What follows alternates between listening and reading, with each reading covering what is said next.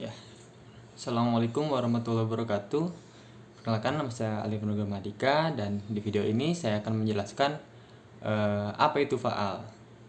Dan pertama-tama saya akan menjelaskan tentang pengertian faal secara umum. Faal secara umum yaitu mempelajari fungsi tentang kerja organ-organ tubuh serta perubahan-perubahan yang terjadi ketika adanya pengaruh dari dunia luar atau stimulus yang kita terima. Dan pada ilmu faal itu mempelajari 7 sistem pada tubuh, yaitu sistem pernafasan, sistem pencernaan, sistem kardiovaskuler, rangka dan alat gerak, sistem saraf, sistem endokrin, cairan tubuh, dan sistem pembuangan.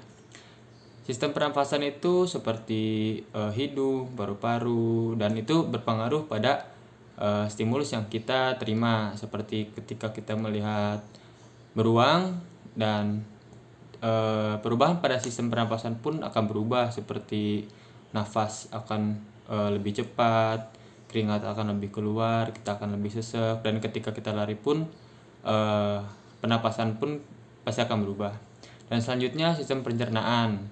Sistem pencernaan apabila kita sambungkan dengan psikologi, banyak orang ketika dia demam panggung atau dia panik, terkadang orang akan langsung tiba-tiba mules atau ingin kebelet pipis, seperti itu. Sistem kardiovaskuler itu seperti sistem jantung, pembuluh darah, dan lainnya. Rangka dan alat gerak seperti otot, sendi-sendi, tulang, dan tubuh-tubuh yang bisa digerakkan lainnya. Sistem saraf. Nah, untuk sistem saraf ini dalam psikologi, ilmu faal dalam psikologi akan difokuskan pada sistem saraf, karena di ilmu faal dalam psikologi ini akan menjelaskan seperti melewati lajur mana ketika neurotransmitter itu ketika ada stimulus senang, neurotransmitter mengirimkan ke bagian otak yang mana, dan saraf-saraf yang bekerja yang mana, seperti itu. Selanjutnya sistem endokrin, cairan tubuh, dan sistem pembuangan. Oke, untuk selanjutnya saya akan menjelaskan tentang sejarah faal itu sendiri menurut psikologi. Sejarah faal ditemukan oleh Hippocrates pada tahun 470 sampai dengan 410 sebelum Masehi melalui penelitiannya terhadap gladiator yang mempunyai kerusakan pada otaknya. Dan dari penelitian itu Hippocrates menemukan bahwa otak adalah sumber segala perasaan gembira, perasaan sedih, senang, takut, jijik, dan lain-lainnya. Selanjutnya dilanjutkan oleh Plato pada tahun 447 sampai dengan 327 sebelum Masehi. Plato berpendapat bahwa kedudukan dari pikiran adalah otak, tetapi muridnya Aristoteles berbeda dengan Plato. Pada tahun 384 sampai 322 sebelum Masehi, Aristoteles berpendapat bahwa pikiran terletak di dalam hati, sedangkan otak hanya dianggap seperti radiator untuk mendinginkan darah. Dan pada akhirnya sejalan dengan Plato, René Descartes pada tahun 1596 sampai 1650 Masehi berpendapat bahwa di dalam pikiranlah tersimpan gagasan-gagasan manusia. Dan Descartes mengemukakan teori yang terkenal, yaitu keterpisahan tubuh dan pikiran atau mind-body dissociation, yang menyatakan bahwa tubuh dan pikiran itu terpisah karena sifatnya sama sekali berbeda dan satu sama lainnya tidak ada yang sama. Sebagai implikasinya, yang satu dapat saja ada tanpa keberadaan yang lainnya. Dan dia juga menjelaskan bahwa gerak refleks disebabkan oleh aliran roh ke dalam otot-otot dan menjadikan berkontraksi.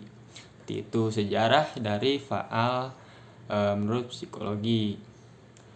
Dan selanjutnya saya akan menjelaskan pengertian faal menurut psikolog, menurut ahli-ahli psikolog. Diawali dengan Francis Bacon pada tahun 1561 sampai 1626, yang dikenal sebagai Bapak Empirisme, berpendapat bahwa pada dasarnya pengetahuan diperoleh dari pengalaman, terutama indrawi. Dan empirisme menyatakan bahwa teori dan hipotesa harus diuji melalui pengamatan dan eksperimen. Dengan demikian, Bacon menolak rasionalisme dengan semata-mata berpegang pada penalaran atau reasoning sebagai jalan untuk mendapatkan pengetahuan. Akhirnya metode induktif lah, metode yang menggunakan bukti empirik yang spesifik untuk mendapatkan kepada kesimpulan yang bersifat umum, harus diutamakan dengan metode sains. Dan selanjutnya dikatakan oleh Charles Bell pada tahun 1774 dan Francois Magendie pada tahun 1783. Dua tokoh ini adalah pertama kalinya yang mengemukakan yang menemukan keberadaan saraf sensorik dan saraf motorik pada manusia. Jadi saraf sensorik itu berfungsi mengirimkan informasi sensorik dari seluruh tubuh berupa impuls ke sistem saraf pusat. Sebaliknya, saraf motorik bertugas untuk membawa impuls motorik dari sistem saraf ke otot-otot tubuh sehingga menimbulkan reaksi gerakan tertentu dari anggota tubuh. Dan yang terakhir yaitu Wilhelm Wundt pada tahun 1832 sampai 1920. Wilhelm Wundt adalah bapak psikologi yang berpendapat akan adanya aliansi antara dua bidang ilmu, yakni fisiologi dan psikologi. Dengan adanya aliansi ini, secara metodologis berarti alat atau teknik pengukuran dalam bidang fisiologi diterapkan kepada bidang psikologi. Dan Wundt ini menamatkan bidang ilmu temuan tersebut sebagai psikologi eksperimental. Dari semuanya mungkin berbeda-beda, pada intinya bahwa faham menurut psikologi itu mempelajari bahwa respon itu ada karena adanya stimulus, seperti itu. Dan selanjutnya saya akan menjelaskan apa sih hubungan faal dengan ilmu psikologi ini. Yang pertama, ilmu psikologi bisa melakukan eksperimen kepada manusia dengan ilmu-ilmu dari ilmu faal ini, seperti meneliti tentang emosi seseorang itu karena ada pergerakan di bagian otak mana, dan meneliti tentang studi kasus eksperimental yang lainnya, seperti itu.